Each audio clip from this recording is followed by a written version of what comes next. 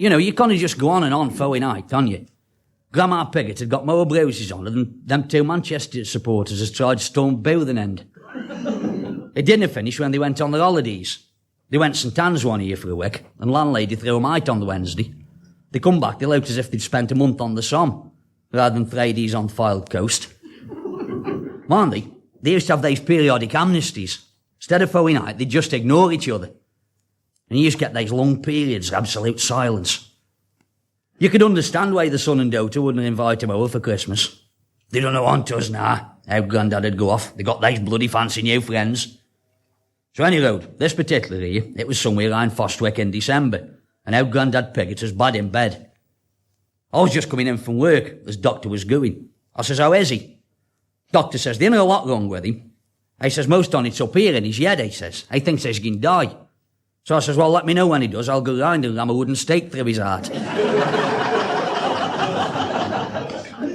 Doctor says, no, I says, serious. I says, I thinks there's nobody wants him. I says, nobody does want him. I says, I say now, he treats his missus. Then he expects her to look after him and bloody noss him. I says, 6 months ago, he puts her in hospital, threw her down an escalator in Lewis's. I says, he insults everybody in the street. His own son and daughter won't have no to do with him. I says, sparrows won't even nest under their tiles. And he wonders why nobody wants him. So doctor says, well, why don't you just go round and X him how he is? I says, to book him up no end.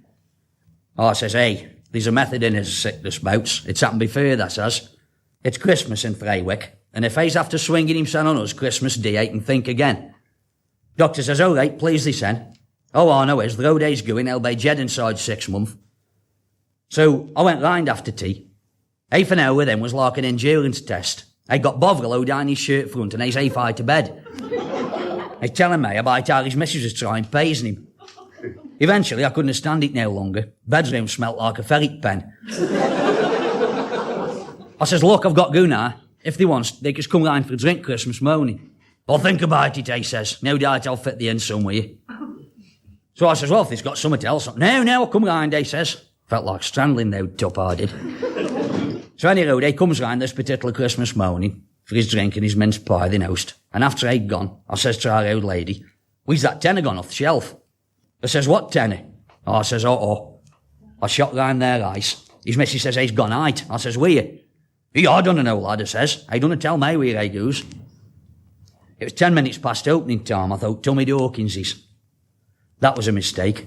I knowed I'd go there and the Owd Top had gone down London. I went to Cricketers, I went to Clock and I went to Owd Hut. So Club Paper Jackson in the Owd Hut. I says, try the Union. Well, sure enough, Tiny Spooner was in there. I says, he left 40 minutes ago heading south. I thought if I miss him this time, I've had it. Owd Grandad Piggott could turn money into liquid faster than a bloody petrol pump. I caught up with him at the Oak. I saw me go in front door, say, and I shot out to the back. And next minute, he's going like a bat out to hell for Normacot. I could understand it after when this bloke had phoned for the police the host. Christmas Day it is, imagine it, Christmas Day in Normacot, right? There's Christmas trees in windows. Fairy lights, kids riding the new bikes, God rest ye merry gentlemen and all that. And a 20-year-old youth going like hell for leather after a 73-year-old bloke and flooring him with a rugby tackle halfway down Chaplin Road.